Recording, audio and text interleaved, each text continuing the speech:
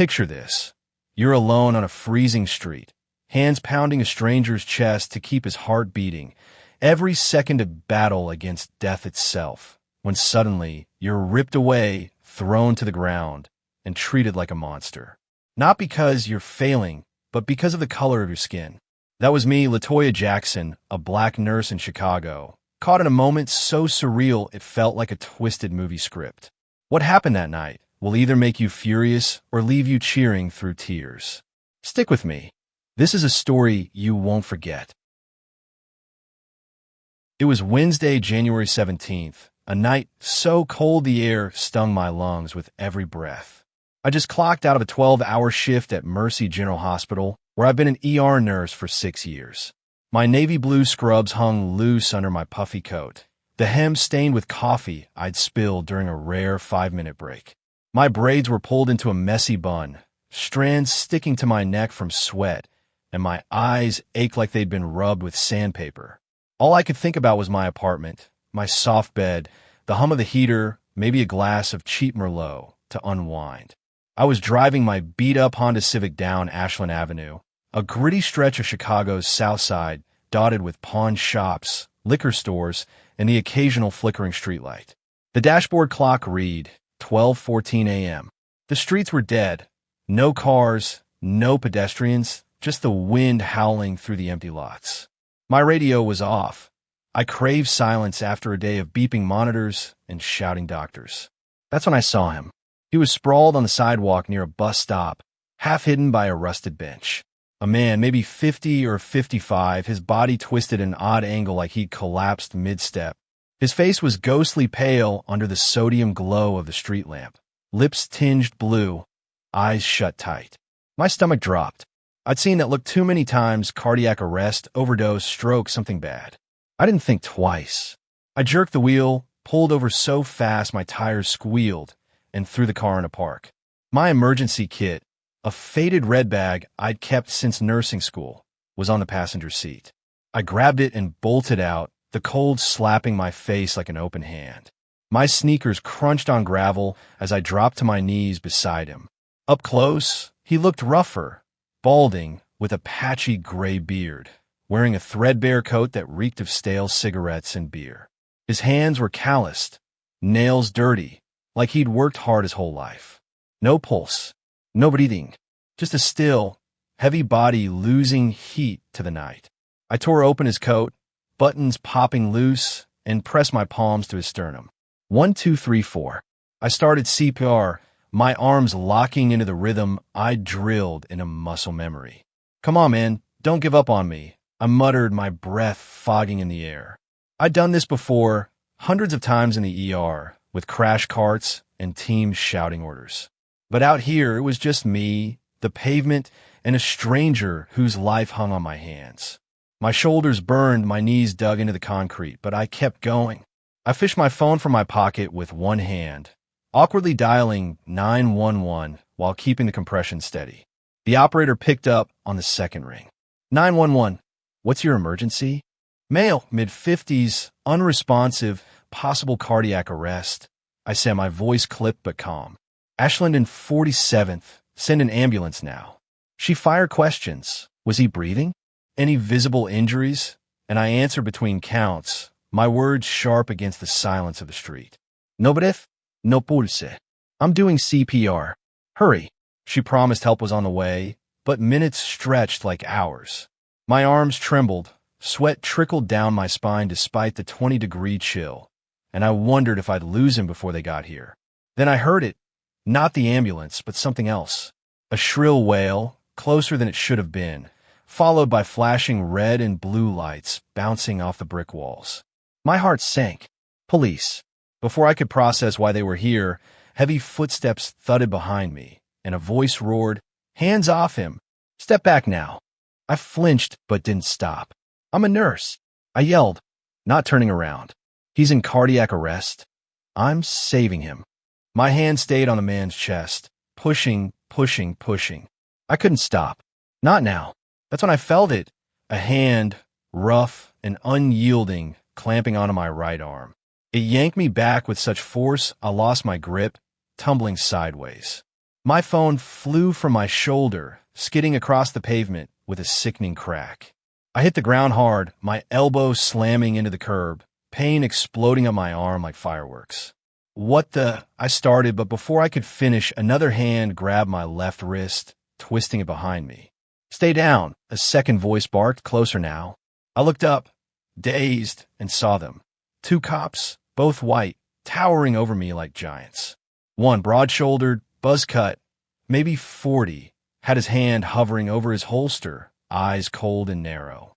The other, younger, wiry, with a patchy mustache, pressed his knee into my thigh, pinning me to the freezing concrete. My scrubs rode up, and I felt the bite of gravel against my bare skin, sharp and unforgiving. "What the hell are you doing?" I shouted, struggling to sit up. "I'm helping him. He's dying." "We got a call." Holster guy snapped, stepping closer. "Suspicious female assaulting a man." "That's you." Hands where I could see him. His flashlight flicked on, blinding me, the beam dancing over my face like I was a suspect in a lineup. "Assaulting." My voice cracked, disbelief warring with panic. "I'm giving him CPR. Look at him. He's not breathing." I gestured wildly at the man, whose chest had gone still again without my compressions. "Let me go. He needs me." "Shut it." Knee guy growled, his knee digging deeper. "We'll handle it. You don't move till we say." He nodded at his partner, who crouched beside the man, pressing two fingers to his neck like he'd seen it on TV. "Weak pulse." Holster guy muttered, then shot me a glare. "If he's hurt, that's on you." "Hurt?"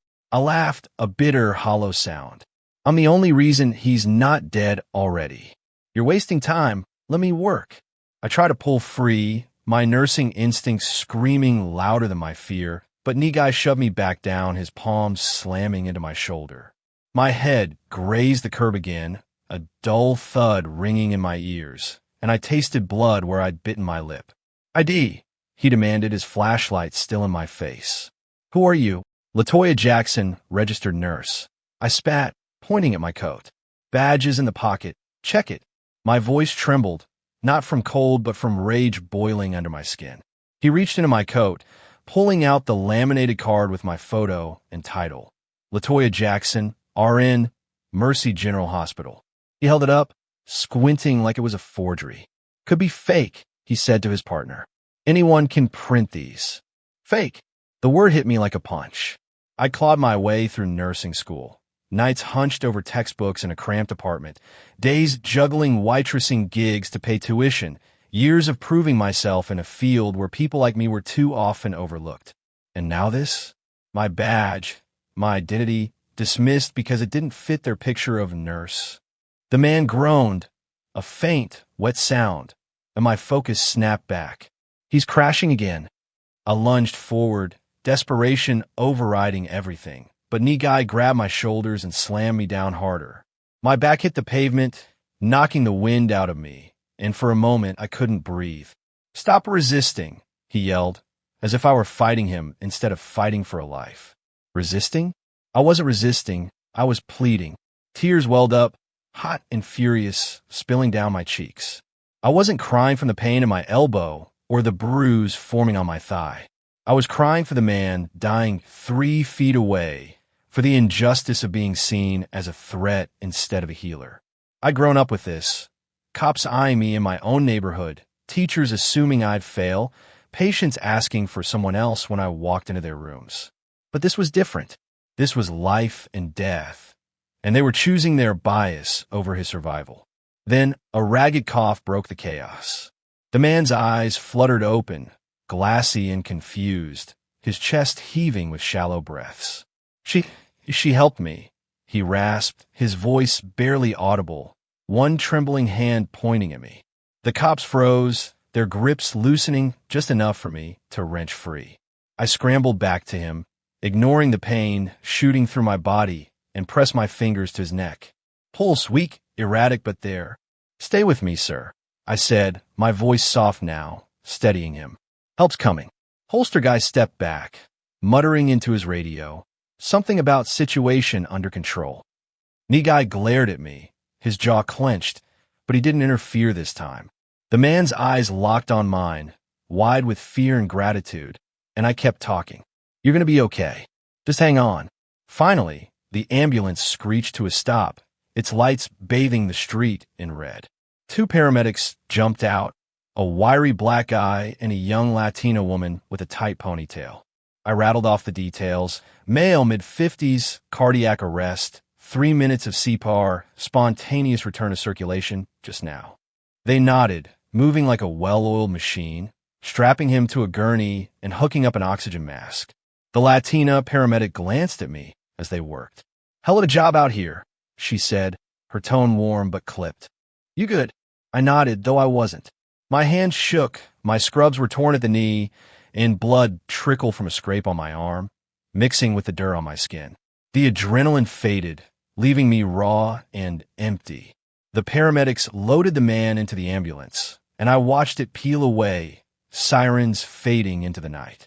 The cops stayed, scribbling in their notebooks like nothing had happened. No sorry, no thank you, just silence. Holster guy glanced at me once, his expression unreadable, then turned to his partner. "Let's roll," he said, and they climbed into their cruiser.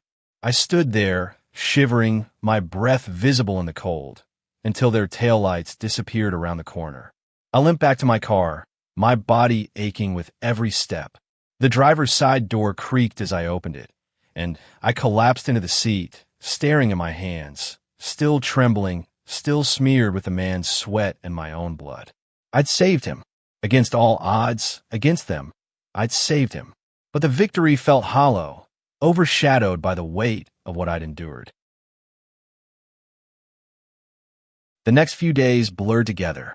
I called in sick Thursday, my body too battered to work, my mind too frayed to focus. Bruises bloomed on my thigh and shoulder, dark purple against my brown skin, and my elbow throbbed every time I moved it. I replayed the night over and over.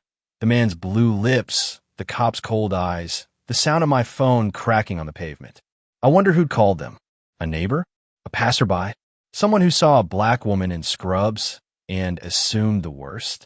Friday morning, my phone rang. It was my supervisor, Karen, a no-nonsense white woman who'd always had my back. "Latoya, you okay? EMS sent us a report. Said you pulled off a miracle on Ashland." I told her the basics, leaving out the cops at first, but she pressed. "Heard there was police involvement. What happened?"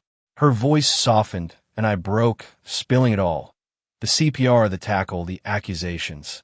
She went quiet, then said, "Take the week. We'll handle it." Monday, I got another call, this time from the hospital's admin office. The man I'd saved, Paul Carter, had made it. Stable, awake, and asking about the nurse who wouldn't quit. His family wanted to meet me. I hesitated. Part of me just wanted to forget, but curiosity won. Tuesday afternoon, I drove to their house in Bridgeport, a working-class neighborhood not far from where it happened.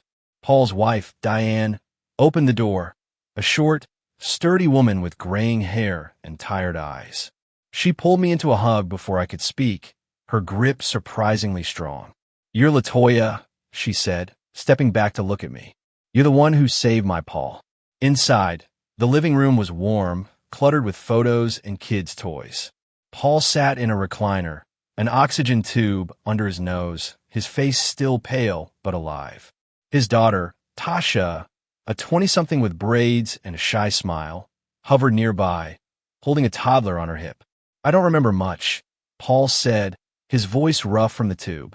"Just falling, then your voice telling me to hang on. And those damn cops. I told them off when I woke up in the hospital. They had no right treating you like that." Diane handed me a basket of homemade oatmeal cookies, her hands shaking slightly. "We owe you everything," she said. "Paul's our rock. Without him, I don't know what we'd do." Tasha stepped forward, hugging me tight. "You're a hero," she whispered, and the toddler giggled, grabbing at my braids. They told me Paul's story. 55, retired mechanic, father of 3, grandfather of 5. He'd had a heart attack that night, brought on by undiagnosed artery blockage. If I hadn't stopped, he'd be gone. The family had tracked me down through the EMS report, determined to thank me in person. Over coffee, they shared more, how Paul loved fixing old cars, how Tasha was studying to be a teacher, how the kids called him Papa Fix-It. I laughed for the first time in days, the knot in my chest loosening. Before I left, Diane pressed a note into my hand. "Read it later," she said. In my car, I unfolded it. "Latoya, you're an angel sent to us. Thank you for fighting, for not giving up. We'll never forget you." The Carters. Tears blurred my vision, but this time, they weren't from anger. Word spread fast. Tasha posted about it online, #NurseHero, #ChicagoStrong, and it blew up. Local news picked it up. Black nurse saves man, overcomes police interference. My phone buzzed nonstop, reporters, friends, even strangers thanking me. The Carters started a fundraiser, raising thousands for nursing scholarships at my old community college. At a small ceremony a month later, they handed me a plaque, "To Latoya Jackson, for courage and compassion." Paul was there, off oxygen now, grinning as he shook my hand. The cops faced an internal review. Body cam footage, grainy but damning, leaked online, showing them pinning me while Paul lay helpless. Public outrage forced a response, retraining, and a vague apology from the department. It wasn't enough, not even close, but Paul's family filed a lawsuit, vowing to push for accountability. I stayed out of it, too tired to fight that battle. My victory was in Paul's heartbeat, in Tasha's smile, in the scholarships that might lift someone else like me. That night still lingers, the cold, the fear, the weight of being judged before I could even speak. It's a scar, one of many I carry as a black woman in this country. But it's also a spark. I went back to work, head high, scrubs crisp, ready to save the next life. Because that's who I am. Not a suspect, not a threat, but a nurse who fights, no matter what stands in her way.